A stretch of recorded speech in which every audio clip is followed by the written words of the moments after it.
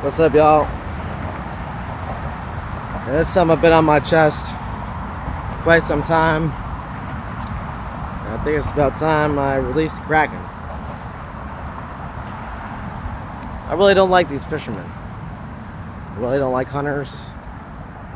I don't believe in killing things. You know, that's the reason I like fruit and like vegetables, is you don't kill the plant, you don't kill the root, and you eat, and you know, and you can spread the seed.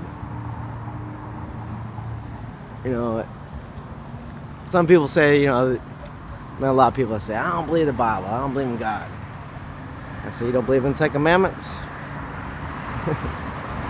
You know what I mean? Think about that. There's nothing wrong with what the Ten Commandments says. And then, you know, summed up as in the golden rule, right?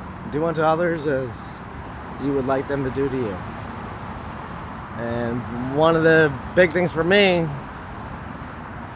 and you know, I might be going vegan on y'all. And I like to eat meat. I like, you know, but I'm just. It says, "Thou shalt not kill." It doesn't say, "Thou shalt not kill humans." It says, "Thou shalt not kill." Period. That applies to all living things. That applies to all life. You know, and especially if you're supposedly at the top of the food chain. Really, I mean, you know, you have dominion over the animals, right? What does that mean? What is that? You know, that you know, you think God's like, okay, listen, thou shalt not kill, but I'm giving you dominion. He's just saying, not even your control, you're not better. Because if anything, that was Adam and Eve's original sin, if anything, was thinking they were better than the rest of the animals. They covered up their parts, but really they came to knowledge. They seen the fur, they seen the hair and everything else have. And they learned from the animals. The animals taught them. You know, the serpent taught them.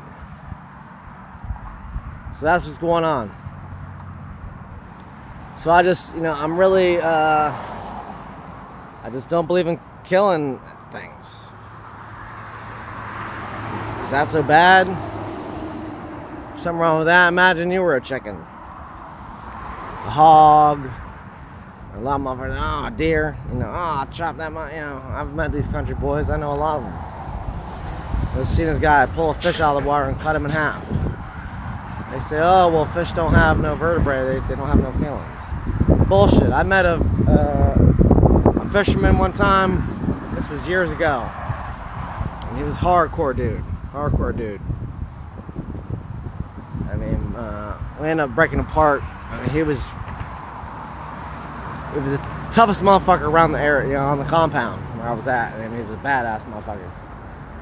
And, I mean, he was bumping a million. So we bumped heads on a few things, but you know, he respected me. But he said he worked at a fish shack. He was like on you know one he used to go on one of these boats. You know, he's one of these tough ass motherfuckers. It ain't no easy fucking thing. But he had to cut the fish. You know, he had to like, you know, he's like the butcher. You know, being a butcher, you're chopping bodies up. So anyway, he said, man, he could see it in their eyes that these fish, you know, hopefully they didn't have any, you know, physical feelings and don't feel no pain, but they have extrasensory perception, and they're just looking at you and they're in shock of what's happening. First off, they're pulled out of their element. It's like pulling you in the water, you know, alligator pulling you in the water and, you know, lodging you in a little hole down there. I mean, you're going through shock. So that's what's going through them. Their eyes are wide and they're like, you know, spare me, please. Not to be funny, because that's, you know, you ever been in a position where someone really has the upper hand on you, I mean, I wear my house weapons. You know, and I'm just talking in general, this in life, you know. Sometimes, you know, I like to bite off more than I can chew. That's just how I do my thing. That's how I get down. But I've learned how to take big bites and swallow them whole. But you know, it's like, man, I'll spare ribs. I'll spare ribs, dude. And I mean, like, I can't, like, whoa, like you like I said, when you fucking with the big dogs, you fucking with the big boys, the good old boys, man, they're gonna take you up through there. They're gonna take you up through that spot. It's, you know, my uncle used to tell me when I was a little boy, he said, man, it's what separates the men from the boys, Kyle. Of mice and men. So anyway, I just don't believe in, you know, how we're gonna eat. You know, I hear these vegans, and a lot of times I agree with their message. They have, it's mostly women, maybe gay guys or whatever, but you know, a real man can't be a vegan. Dude, a real man. You kidding me?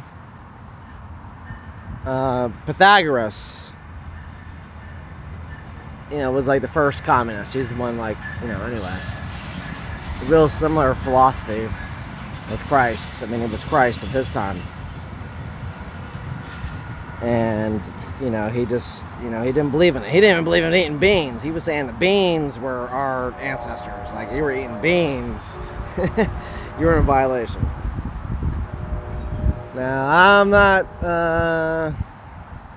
not so sure about all that, but maybe so, because, you know, you get buried and you're the fertilizer or whatever, something like that. So it's somewhere around those lines. I had, you know, on that specific teaching, I have to look more into it. But basically, he just, you know, it's you know, they say live and let live. And Guns N' Roses, GNR had they had a pretty good song, Live and Let Live. I spoke before about, you know, we don't want your civil war. Awesome song, again, by the way.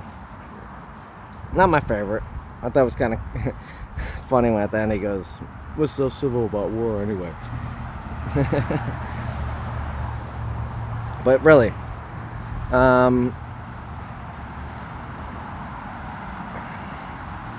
is imagine you're, like I said, you're a fish, you're a chicken, you're a pig or whatever, and the way they got you first off, they got you cooped up. They call it a coop. But basically, you're fucking in prison. You're in a stall. You're imprisoned. You can't roam the land freely. You can't do anything. They thought dominion means domination. Those are two different words, and they mean two different things. And a lot of people are going to say, man, you know, I'm going to eat meat. I'm going to do this, that, and the other. Like, yeah, I eat food. I eat food. I eat stuff, and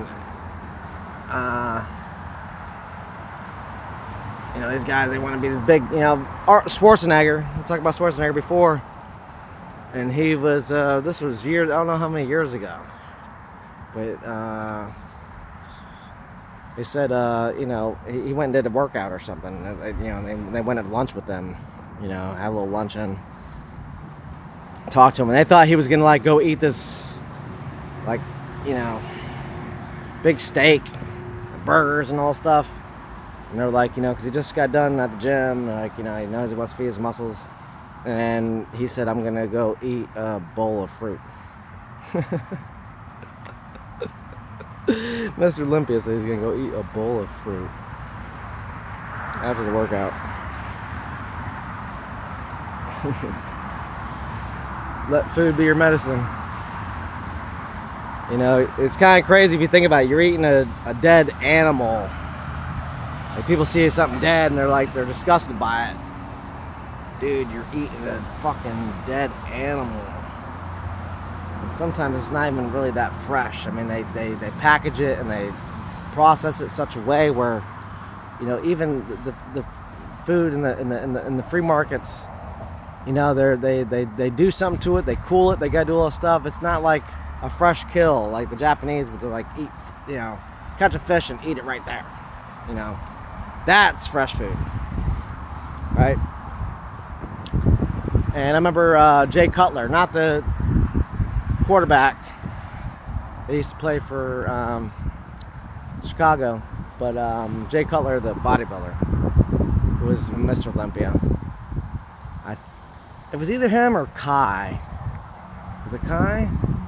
Anyway, I seen his diet. Like he the first day of the competition, you know, it was like I'm not sure exactly what the numbers were, but I want to say it was like, because it's like multiple days.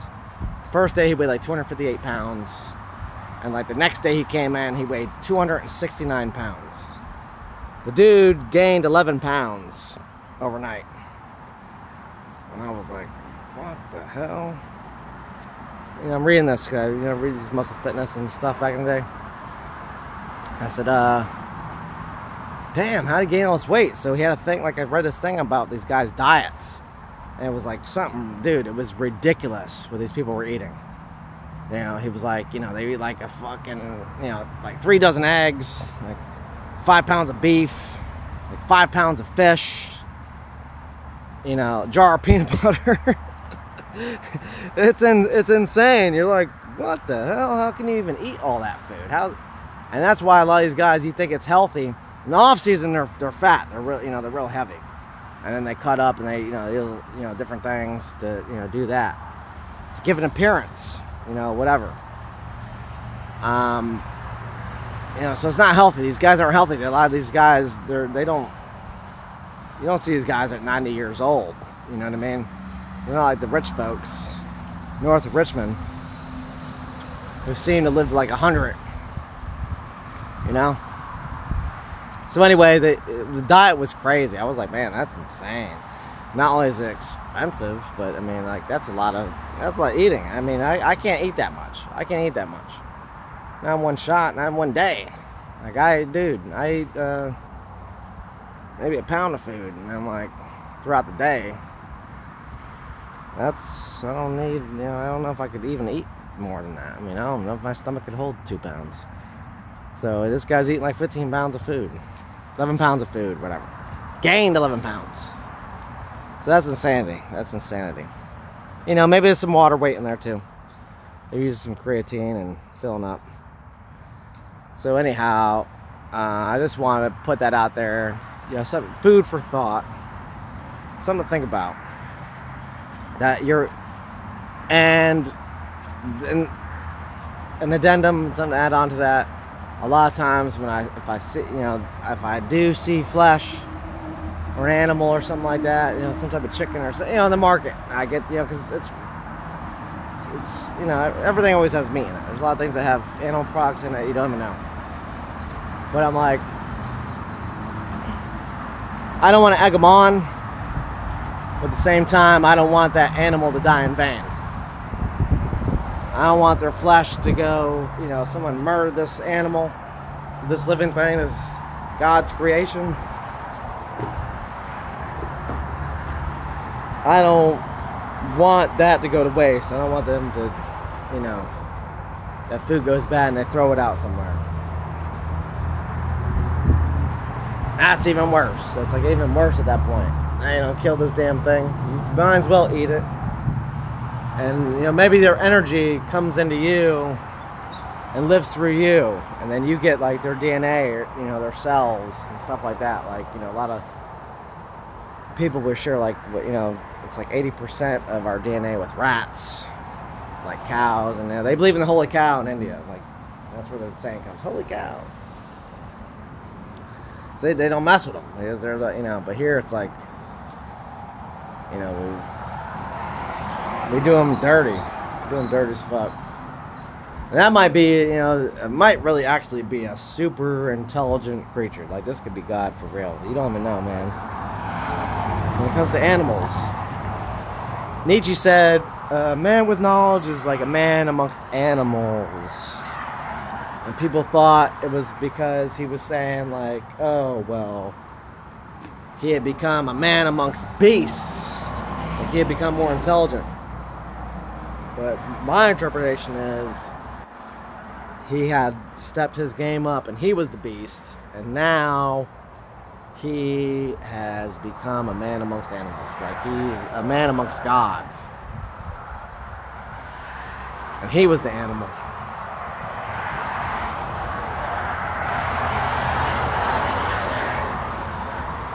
Think about that. Think about it. Think about it. Think about it. There was another thought that was coming to me. I kind of lost it. Got a little motion on me. This thing's hitting me, man. I don't know. I'm gonna think on it. And I'm just enjoying my day. It's a beautiful day out here. You know, I got the sunshine. I got the water by me. Hanging out. And loving life. And I want you to do the same today, no matter where you're at. No matter what you're involved in, no matter what's going on. Just know everything is gonna be okay. Everything's gonna be alright.